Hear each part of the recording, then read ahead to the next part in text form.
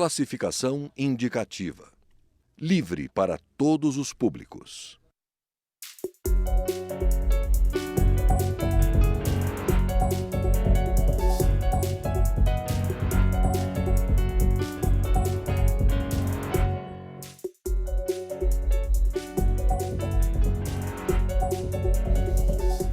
Olá!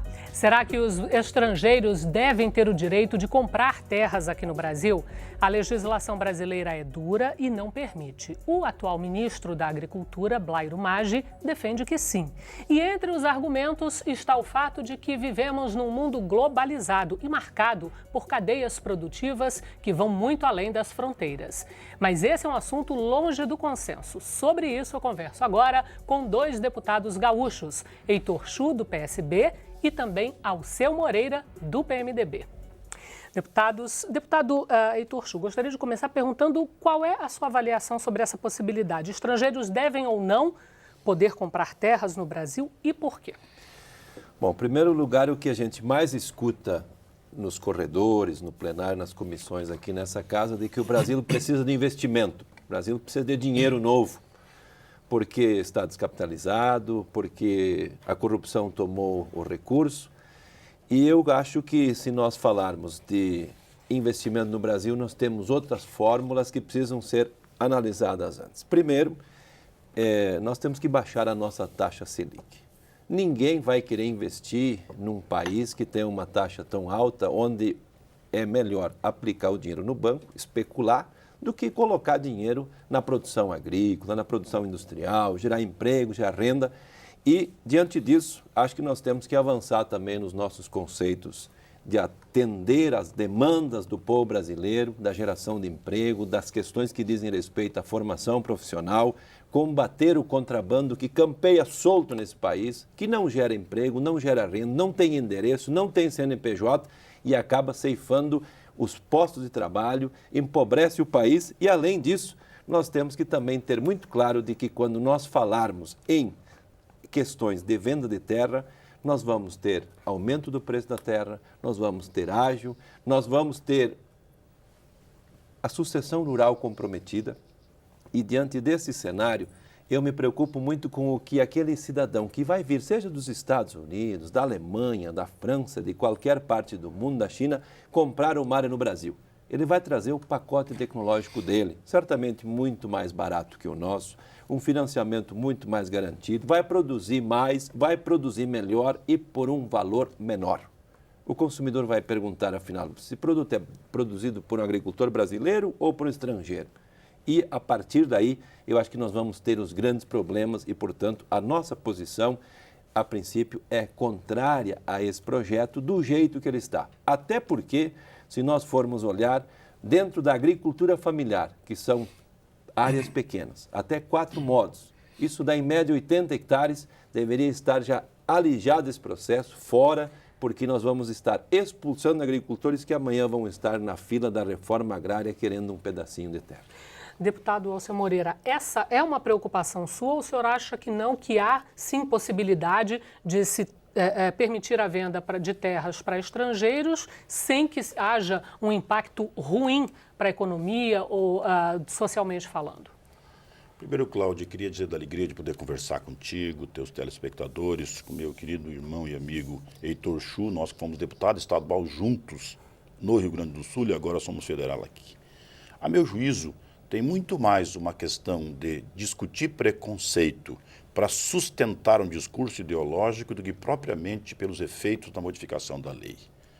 Se ela valesse mesmo com esses argumentos que estão falando, então nós não podíamos ter a empresa estrangeira na indústria automobilística, não podíamos ter nos hospitais, não podíamos ter nos laboratórios de medicamentos. Imagina, lidam com a vida humana, estão na mão deles, né? No caso da terra, a 4059, ela na verdade, ela quer destruir os efeitos do parecer da AGU, no parecer número 1 de 2010, que estabelece que o capital estrangeiro, a empresa estrangeira não possa comprar terra. Para ela comprar, ela tem que cumprir um rito de exigência que o impossibilita. Ora, se nós formos olhar o próprio artigo 170, que foi revogado, né, pela emenda número 6, pela emenda constitucional número 6, ele diz o seguinte: empresas brasileiras com sede no Brasil não podem ter diferenciação. É constitucional isto. A lei não autoriza que um estrangeiro, uma ONG estrangeira, uma fundação estrangeira, possa comprar terra no Brasil sem passar pelas exigências já existentes. A lei só não permite fazer discriminação entre uma empresa brasileira com maioria do capital nacional ou estrangeiro. A empresa, a natureza da composição do capital não pode restringir a ação disso. Agora, se nós realmente estamos preocupados com a agricultura familiar e o pequeno produtor rural, é preciso dar para ele as condições para que ele evolua na produção e ela seja rentável e sustentável, inclusive na forma de comprar a terra. Comprar a terra. Eu honestamente não vejo na 4059, muito discutida na subcomissão, que nós tenhamos qualquer tipo de problema com relação a isso. Inclusive os argumentos de que nós, tendo capital estrangeiro, vamos ter um maior volume de investimento. O próprio argumento que o deputado Heitor usou, que vem com um pacote pronto e reduz o volume, reduz o preço, que bom.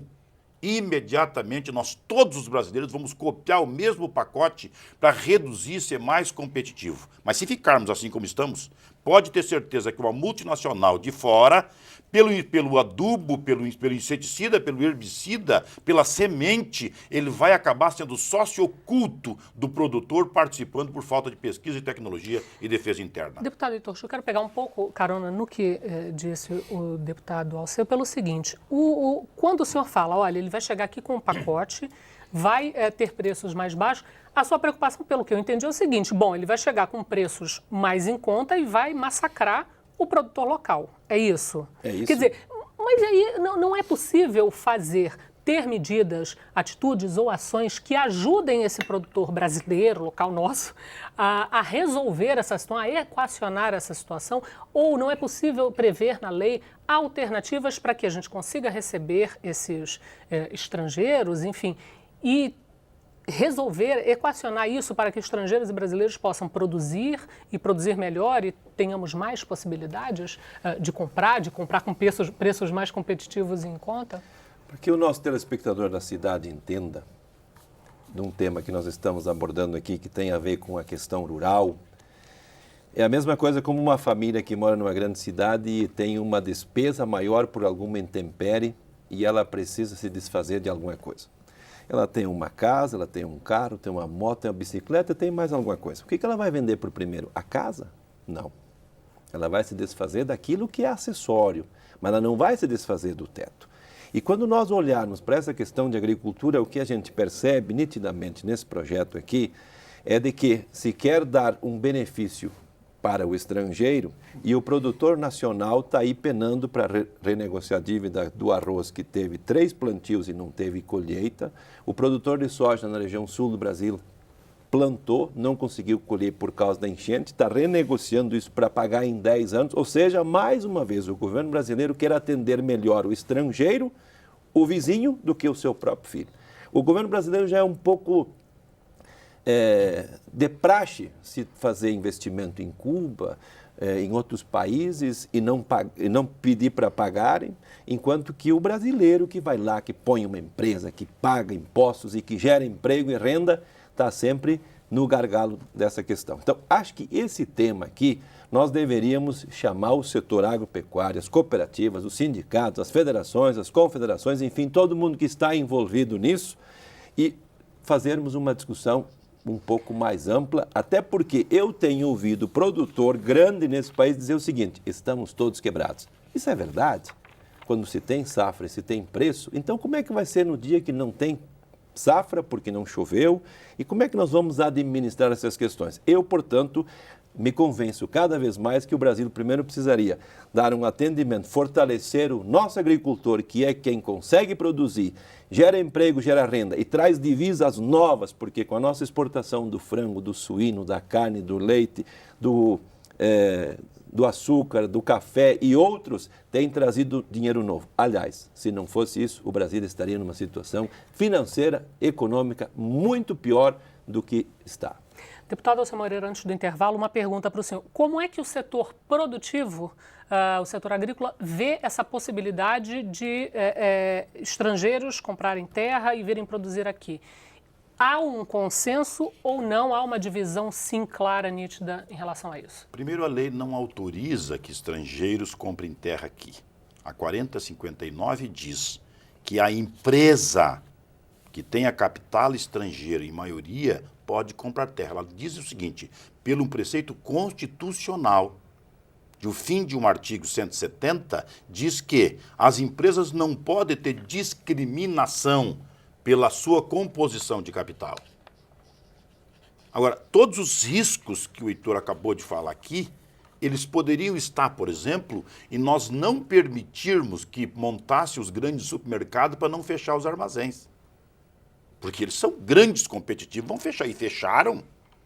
É da natureza do processo. Traz para cá uma grande empresa de investimento com capital estrangeiro, mas uma empresa nacional, e ela certamente vai fazer a produção de soja, a produção de óleo, ela vai construir o porto que nós não temos, ela vai construir o trilho de trem que nós não temos, ela traz capital para fazer a cadeia produtiva inteira, ela nos ajuda a fazer logística. Nós não podemos evitar a competição pela precarização. Quer dizer, eu vou continuar andando de carroça porque a velocidade do carro pode matar as pessoas. Não dá para ser assim.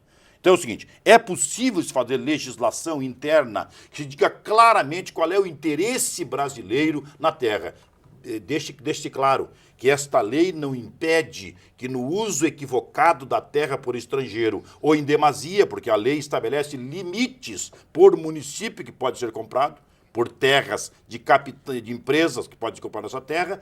Bom, se ela estabelece limites, é claro que a legislação permite que o governo desaproprie quando quiser, quando afrontado o interesse nacional. E ele pode perfeitamente, porque o restante da legislação e o preceito constitucional estabelece proteção absoluta para nós. Agora, negar por negar que uma empresa por capital estrangeiro tem que passar por um círculo, que ela tem que passar pelo assentimento prévio da Secretaria Executiva do Conselho de Defesa Nacional para adquirir a terra, alta burocracia para a obtenção de escritura pública, compra, venda, inclusive de arrendamento, limitações de tamanho de área, consentimento do MAP e órgão regional responsável dentro dos outros. Quer dizer, é a mesma coisa, não pode comprar e acabou. Então, nós estamos, na verdade, com empresários da agricultura de fora, querendo investir na empresa brasileira, assim como investiram na de automóvel e tantas outras, e nós não estamos permitindo, muito por mais por preconceito do que propriamente por defesa específica.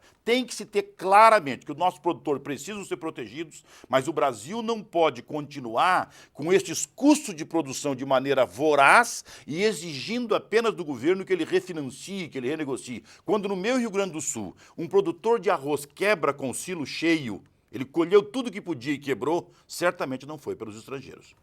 Senhores, eu vou fazer um rápido intervalo e nós voltamos já.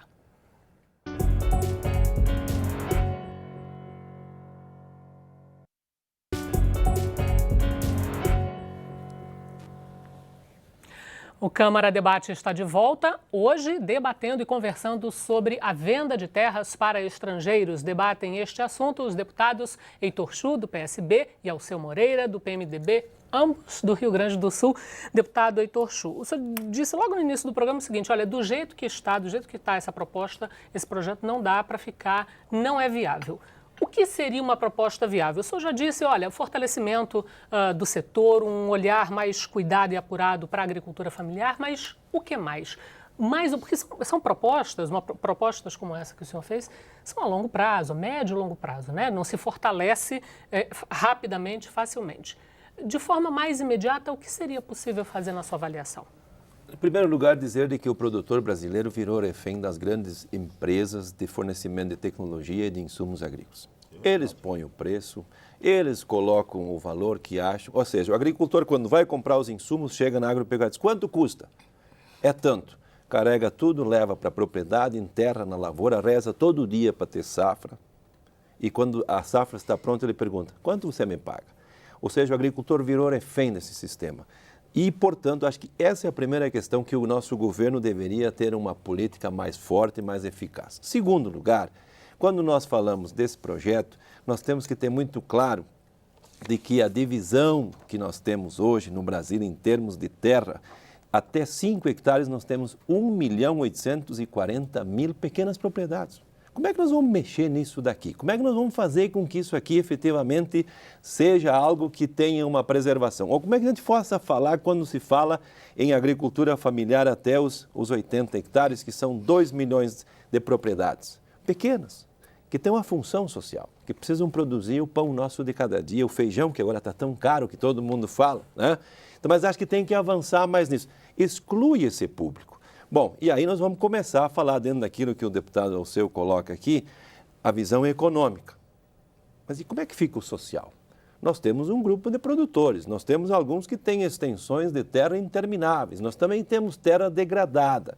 Quem é que vai ficar com essa área? Quem é que vai recompor essa terra? Como é que nós vamos fazer com que a Embrapa, os institutos de pesquisa nos ajudem? Como é que nós vamos fazer com que a gente possa efetivamente ter a terra na sua função essencial, que é produzir o alimento para alimentar os brasileiros e também para fazer a exportação e trazer novas divisas para o país? Essas duas questões me parecem fundamentais nesse debate, que na sua essência não foi ouvido ainda, na minha opinião, quem efetivamente está lá na terra produzindo como deveria ser. Então, quero ouvir o deputado Alceu Moreira sobre isso. Primeiro, a questão social e, segundo, um ponto em que os senhores concordaram, que é a questão dos insumos, dessa servidão do produtor brasileiro em relação a essas questões. Por favor. Nós temos total acordo. O produtor brasileiro, independente do tamanho, mas o maior tem condição melhor de negociação, ele é o único cidadão que não põe preço nem no que compra, nem no que vende. Isto, ele está fora do controle. Ele, na verdade, é um operário sem carteira assinada atrás da porteira. É assim que funciona. Significa dizer que uma simples consumidora também fica refém disso. Claro que dúvida disso. Então é o seguinte, não acontece absolutamente nada na molécula do inseticida, por exemplo, e ele aumenta em dólar. Basta que o cidadão que vende descubra que o produtor pode pagar. O preço do insumo do Brasil é feito pela cara de quem produz. Se esse cara pode me pagar, então eu subo o preço. Tá? É o sócio oculto. Só que isso não tem nada a ver com terra de estrangeiro. A possibilidade, a inexequibilidade da pequena propriedade está muito direcionada à falta de renda, à falta de sucessão. Nessa semana, por exemplo, lá no nosso Rio Pardo, lá pertinho da cidade onde ele mora, nós fizemos no Parque da FUBRA, da nossa associação, nós fizemos o lançamento de um parque tecnológico para os meninos andar de jaleco em toda aquela extensão, discutindo o que fazer com os subprodutos agrícolas para fazer com que a pequena propriedade rural seja muito rentável.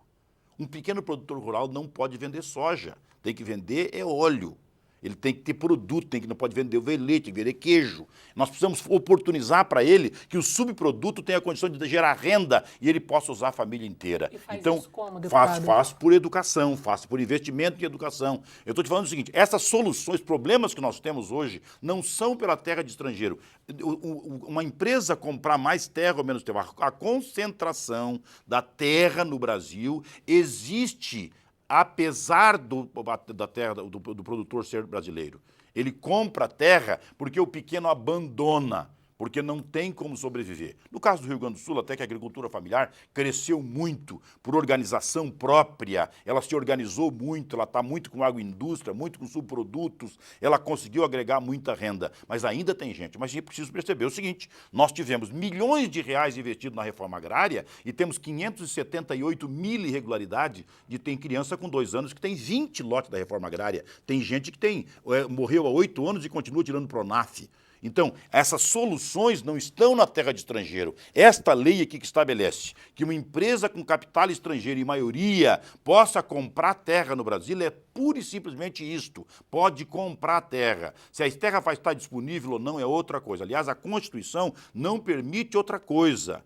O decreto número 1 de 2010 é uma afronta à legislação e é pura e simplesmente um discurso que o doutor Lula fez para agradar o movimento sem terra, para fazer um discurso que parece simpático. Ele não tem nada a ver com a realidade legal. Então, na minha visão, a legislação que proíbe ONGs, fundações, empresas internacionais em comprar terra sem essas exigências. Continua a produção. Não tem liberdade nenhuma para uma empresa estrangeira que vinha comprar terra. Agora, na mesma situação em que a Fiat veio para cá, pega capital italiano e põe na Fiat, compra um terreno e faz uma fábrica, nós também vamos ter empresa com capital estrangeiro, mas empresa nacional funcionando aqui. E isso é a única coisa que queremos. Vai vir certamente milhões de dólares para cá, o euro, e nós vamos ter condição de dar emprego de ótima qualidade, gerar renda para o nosso pessoal e ter outro paradigma de comparação para a rentabilidade da propriedade rural, independente do tamanho. Deputado Heitor Chu, essa é a segunda vez, pelo menos, que o deputado Alceu Moreira faz essa comparação da indústria automobilística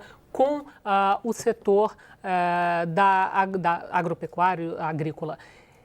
É uma comparação factível na sua avaliação? É uma comparação que é válida? Quer dizer, aquilo que aconteceu no setor automobilístico pode ser transportado para essa nossa realidade atual no campo? Eu não sou contra de que aqui venha o investidor estrangeiro para colocar indústria, para colocar empresa de tecnologia, para comprar o nosso tabaco, para abrir um grande frigorífico. Muito pelo contrário. O que eu não concordo é que a gente vá vender a casa.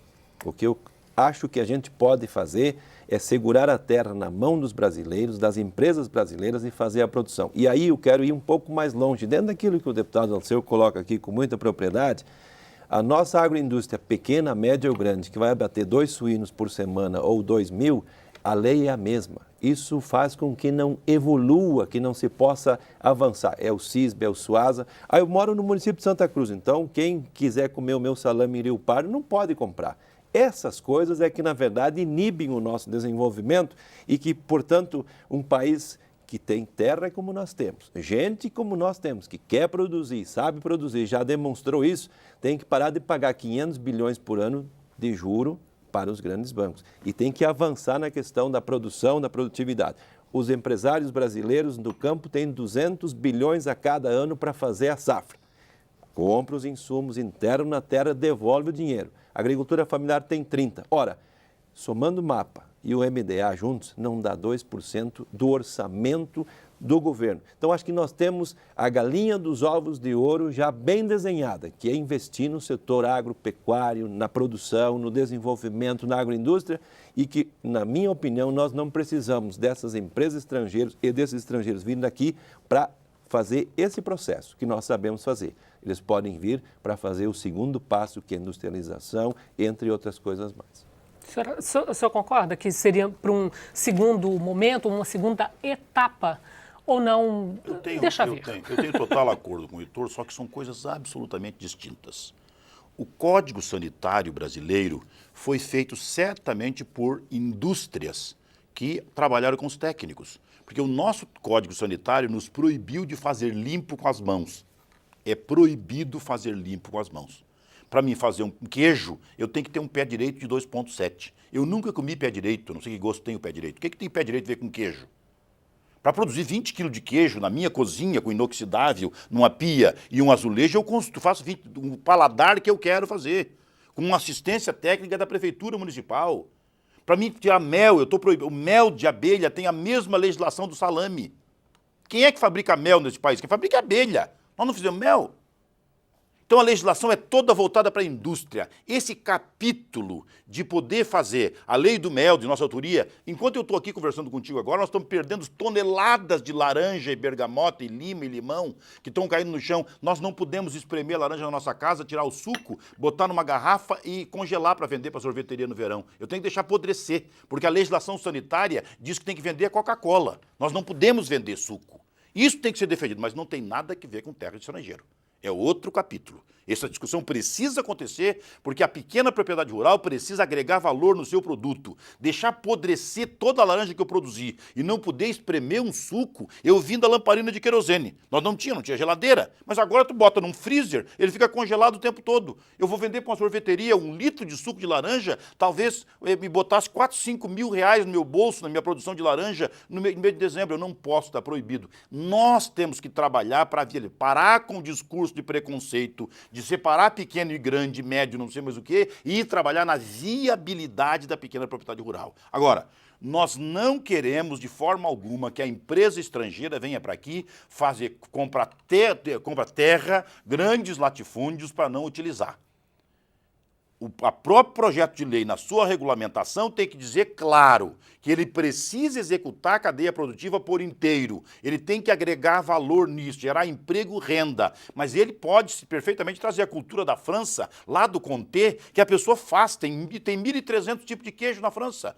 E as pessoas, qualquer um, faz em qualquer canto e vende em todos os lugares. Quem sabe vem essa cultura para cá que nos interessa, né? E não vão pensar só que vem para cá um estrangeiro, que é um bandido, que vem para cá nos explorar. Aliás, o Brasil não está do jeito que está pelos estrangeiros. Pode ter certeza que não. Não foram eles. Não foram eles. Regulamente o processo, mas cumpra-se a lei. A lei 4059 não tem bicho-papão absolutamente nenhum, não abre a porteira para compra de terra de estrangeiro, nem por ONG, nem fundação, nem coisa alguma, nem de capital público, nem privado, e ela estabelece que a empresa brasileira, independente da composição do capital, pode ter a terra adquirida com a proposta de produção dos produtos que nós somos acostumados a produzir.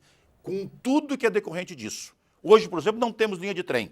Essa empresa, certamente, se fosse produzir, ela ia querer o trem porque ela quer baratear o custo. Ela vai ficar aqui 40, 50 anos, 100, não sei quanto. Ela vai querer o porto. Por que ela vai transportar de caminhão? É claro que não. Ela vai nos ajudar a baratear o custo. A empresa não vai fazer um trilho de trem só para ela. Ela vai beneficiar a logística de todo o país. Deputado, 30 segundinhos para o senhor concluir. 30 segundinhos, rapidinho. Olha, eu tenho a convicção de que a agricultura precisa de gente no campo. As nossas metrópoles estão inchadas, nós precisamos fazer o caminho inverso, fazer com que as cidades pequenas, onde efetivamente nós possamos avançar na questão agrícola, rural, possa ser uma oportunidade.